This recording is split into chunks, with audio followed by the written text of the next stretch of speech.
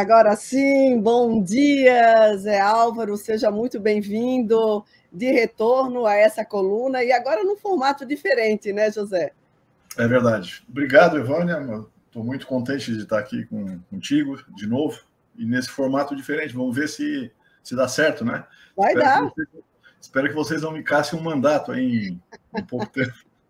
Não, vai dar muito certo. E eu fiquei muito contente que justamente a tua coluna é na quinta-feira e quem vai te entrevistar, de uma certa maneira, conversar contigo, sou eu, porque economia é um assunto que eu gosto muito, mas sou bem leiga, como muitos de nós no Brasil, né? Gostamos muito de conversar e saber, mas tem muitos pontos a serem esclarecidos.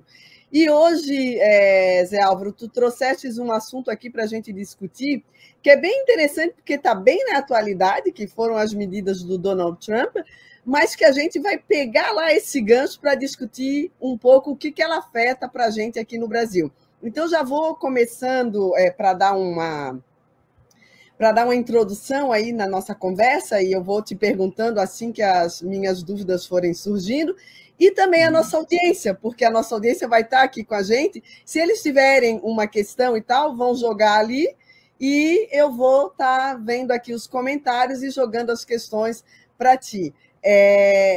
Então, eu começo até introduzindo um texto que tu escreveu, que, por sinal, eu li esse texto, quero que ele seja publicado no Desacato, porque é um texto bem esclarecedor e bem pedagógico, gostei muito. Tu falas... Viu, Evânia? Só não publica essa versão, não publica a versão que tu recebesses hoje. Não vou publicar. Depois dessa entrevista aqui, eu vou dar uma melhorada no texto, aí eu vou mandar para o Desacato a versão definitiva. Sim, claro. Isso aí, a Thali, tu te entende lá com a Thali, com certeza vai sair a melhor versão, porque tu é bem perfeccionista. Obrigada, Zé Álvaro. Zé, tu escreves no início do teu texto, Donald Trump anunciou a imposição de uma tarifa de 25% sobre todas as importações de aço e alumínio dos Estados Unidos, medida que vai entrar em vigor no dia 12 de março, agora, né, no próximo mês. Era esperado em seu primeiro mandato, em 2018, o presidente já havia estabelecido tarifas de 25% sobre o aço e 10% sobre o alumínio. Enfim, vamos começar com isso. O que afeta, sob o ponto de vista dos Estados Unidos, para começar, e depois a gente vai chegando aqui de mansinho no Brasil? Olha, o objetivo do Trump é enfrentar a brutal crise econômica que vive o império, né? O Trump é um cara, apesar das maluquices dele, né, que a gente não pode pegar pelo valor de face, tem que separar as besteiras que ele diz da política, e ele é um cara que tem uma política nacionalista, né? Diferentemente, aliás, dos governos anteriores, ele é um cara nacionalista. Evidentemente que o nacionalismo num país imperialista como os Estados Unidos é um problema para o resto do mundo, especialmente para nós que estamos na América Latina, né, que os Estados Unidos consideram o seu quintal, mas essa política de elevação das tarifas de importação de dois produtos vitais para a indústria norte-americana, para qualquer indústria, que é aço e alumínio, ela está num contexto de uma política protecionista. Essa não é a única medida. O Trump tem feito outras coisas, por exemplo, a tentativa, eu falo isso no artigo, de atração de investimentos estrangeiros em setores industriais. Eles vão fazer lá também, Evânia, umas espécies de Zona Franca de Manaus, que a gente conhece bem aqui a Zona Franca de Manaus, que é desde o tempo da ditadura, e que é uma política muito eficiente de geração de riqueza no setor industrial, empregos, exportações, etc. O Trump está fazendo isso. Isso mostra, inclusive, isso é um sintoma, Evânia e demais companheiros, é um sintoma do nível da crise do sistema capitalista a nível global, a ponto do país mais poderoso da Terra, ou um dos mais poderosos da Terra, possivelmente a maior economia ainda, tomar esse tipo de decisão protecionista, porque geralmente quem se protege através de tarifas, etc., são os países mais frágeis, que têm a economia mais frágil. Mas como a crise do neoliberalismo é muito grave, ela afeta, inclusive, os Estados Unidos. Sim. Ô Zé, é interessante tu falares isso sobre essa questão do nacionalismo, justamente, né, um país como os Estados Unidos, que é praticamente o mentor da globalização, com um governo nacionalista. Então, tem cheiro realmente de um anúncio de uma certa derrota desse sistema que aí está. Agora, eu queria tocar num assunto, a gente já vai voltar para um assunto da economia, e tu fala se tu quiser. Tem uma certa um certo problema nessa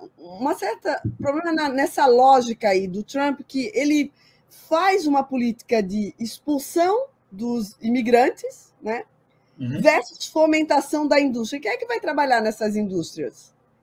Essa é uma contradição, né? Porque quando ele faz a política de discriminação dos imigrantes e expulsão, etc., ele está tentando, ele faz um ato fundamentalmente político. Não só político, porque evidentemente que os Estados Unidos têm desemprego também, então na medida que tu expulsa os imigrantes, tu, em princípio, né, tu teria mais oportunidades de emprego para os nativos. Mas, na verdade, é um gesto predominantemente político para atender a base doida dele. Né? Esse tipo de política de pressão sobre os imigrantes, expulsão sobre os imigrantes, tem muita aceitação nos Estados Unidos, na Europa também é assim, e inclusive entre os trabalhadores. Muitos trabalhadores votaram e apoiam o Trump, e uma das razões é esse tipo de política, porque o trabalhador atribui os seus baixos salários, a sua precariedade no emprego e eventualmente até o seu desemprego à presença dos imigrantes. Mas a tua pergunta realmente é muito arguta, né? Porque de fato tu tem os imigrantes não estão lá por acaso, é que tem simplesmente os nativos não querem fazer muitos serviços que os imigrantes fazem, né? Ninguém quer trabalhar com limpar banheiro, trabalhar nos serviços mais duros, entregar comida e assim por diante, né? Então essa é uma contradição entre a necessidade política do Trump de se manter popular na sua base e as necessidades econômicas do país, né? Isso é uma contradição que vai, digamos assim, se manter durante todo o governo dele, né? Ô Zé Álvaro, e como é que fica o Brasil nessa situação, que o Brasil é um exportador dessas duas matérias, desses dois metais, né, para os Estados Unidos? Como é que a gente fica por aqui? E tu falas no teu texto que é hora do Brasil também tomar as rédeas, né, da sua protagonização em relação a justamente isso. Então, eu queria que tu falasse um pouco. Isso é um problema para o Brasil, porque o Brasil, em 2024, o Brasil foi o segundo fornecedor de aço, por exemplo, para os Estados Unidos. Só o Canadá vende aí, acho que o Canadá vendeu uns 6 milhões de toneladas de aço para os Estados Unidos no ano passado, e o Brasil 4 milhões e uns quebradinhos, né? Os Estados Unidos produzem muito aço também, só que como eles são uma economia muito robusta, o aço que eles produzem não é suficiente, nem o alumínio, né? O Trump, com essa política, ele pretende a famosa substituição de importações, que o Brasil já fez, e outros países fizeram. A Rússia, agora com esse bloqueio miserável que eles estão sofrendo lá, eles fizeram substituição de importações. Então, tem consequências para o Brasil, do ponto de vista imediato, mas, ao mesmo tempo, como eu coloco ali no texto que tu mencionasses, é uma oportunidade, o Trump, com esse tipo de política protecionista, vindo da maior potência do mundo, ela abre um debate sobre a importância dos países terem projetos nacionais de desenvolvimento, que, infelizmente, o Brasil não tem, né? Pelas razões que a gente conhece, né? Existe até uma tentativa de implantar um projeto nacional de desenvolvimento, mas estamos longe disso, né? Por exemplo, as dificuldades que o Brasil está tendo em relação a essas medidas do Trump está muito ligado ao fato de que a nossa balança de exportações, as nossas exportações, a composição delas é feita a partir dos interesses do capital, dos países ricos e das grandes empresas. Quer dizer, nós não temos uma balança comercial, o Brasil não dispõe de uma balança comercial, cujas exportações e importações estivessem vinculadas a um projeto de desenvolvimento. Então, por exemplo, o que eu quero dizer com isso? Mais da metade das exportações brasileiras são de commodities, ou seja, produtos básicos, sejam agrícolas ou minerais, com grande aceitação internacional. Uma outra boa parte, cerca de 15%, são produtos semi-elaborados, semi-manufaturados. E apenas uma parte minoritária da balança comercial é de manufaturados. O filé mignon, para qualquer país que se pretenda soberano e independente, é exportar produtos elaborados. É o que faz a China, é o que faz os Estados Unidos, na medida do possível, só exporta commodities quando está sobrando no país. Né? Agora, ficar exportando soja, milho e óleo bruto, o Brasil hoje, se eu não estou enganado, é o maior exportador de petróleo bruto do mundo, né? Isso não vai levar o país a lugar nenhum. Isso vai possibilitar que outros países ricos, né, ou em desenvolvimento, como é o caso da China, tenham as matérias-primas necessárias para desenvolver a sua tecnologia, a sua indústria e tal. É isso que o Brasil teria que fazer. Nós temos, como tu sabes, nós temos a nova Indústria Brasil, a NIB, né, que é um programa que o Lula colocou aí em funcionamento, que significa, talvez para esse ano, cerca de 100 bilhões de investimentos. Mas é muito tímida esse tipo de política. Ela é importantíssima, né, tem resultados, os próprios números da Embraer revelam que essa política tem resultados, mas deveria ser muito mais ousada. Não tem sentido o Brasil gastar 100 bilhões com reestruturação da indústria num ano e gastar 1 trilhão em 12 meses com os juros da dívida pública, que é dinheiro jogado fora, né, de uma dívida que já foi paga, etc. Nós teríamos que inverter essas prioridades, né? O que eu não estou dizendo que é fácil fazer, porque se tecnicamente é muito evidente que isso é fundamental o país fazer, se quiser ser uma grande nação e melhorar a vida do seu povo, se tecnicamente é muito tranquilo, politicamente é muito difícil, porque tu tem que estar disposto a encarar uma verdadeira guerra, na verdadeira acepção da palavra. Tu tem que fazer uma guerra para enfrentar as forças dentro do próprio país e também internacionais que não querem o desenvolvimento do Brasil. Zé Álvaro, com relação ao que o Trump vem falando de barrar BRICS, né? BRICS para ele é o inimigo. Como é que ficam esses países? O que vai acontecer, por exemplo, com a China? E uma outra coisa também que tem pensado, essa decisão do Trump pode encarecer muito tudo que depende desses dois metais, né? Isso vai gerar, a curto prazo, uma inflação nos Estados Unidos, né? Com que olhos tu vê isso?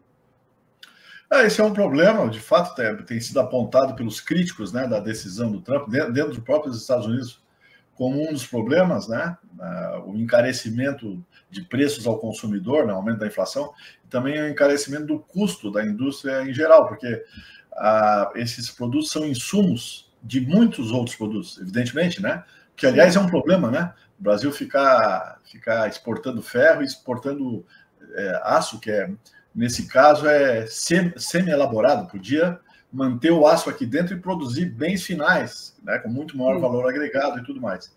Então, esse problema inflacionário certamente existe. É claro que eles estão de olho nisso.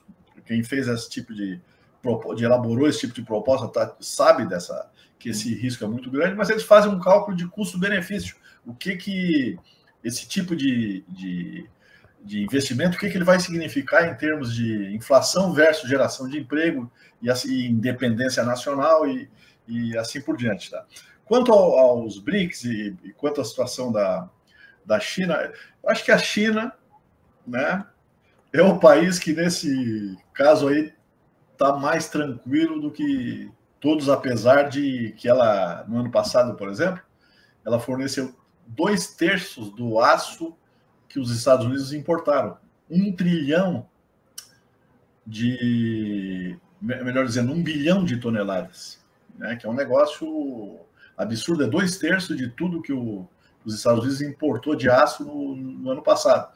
Então, mas, obviamente, que ela vai contornar com medidas, inclusive já anunciou medidas de resposta, né, a essa elevação das taxas de aço e do alumínio, taxando também. A China está fazendo...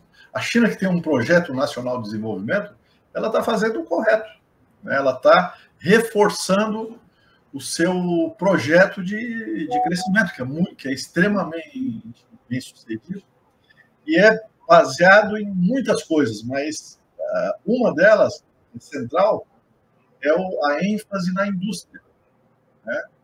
A China, isso vem de décadas, ela estabeleceu o objetivo de ser a fábrica do mundo, né?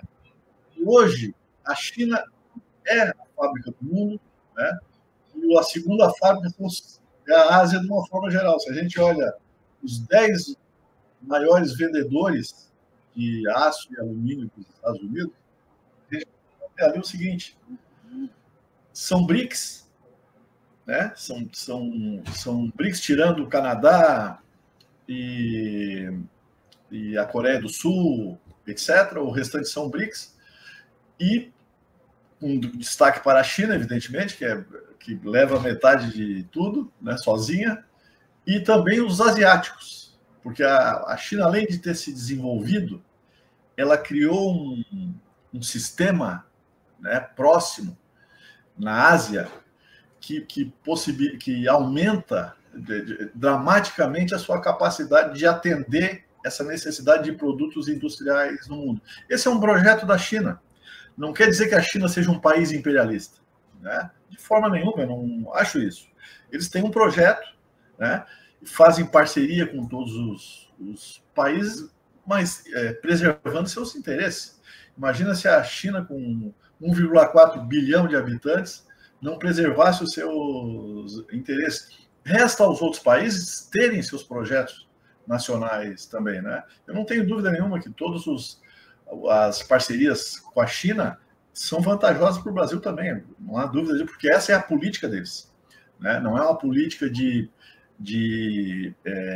pelar os parceiros, como é a política dos Estados Unidos, da Inglaterra, dos países imperialistas, né? Uhum. Então, assim, eu não vejo consequências mais graves para a China e também para os BRICS, porque, na verdade, ao contrário do que o Trump pensa, os Estados Unidos precisam muito mais dos BRICS do que o contrário, certo?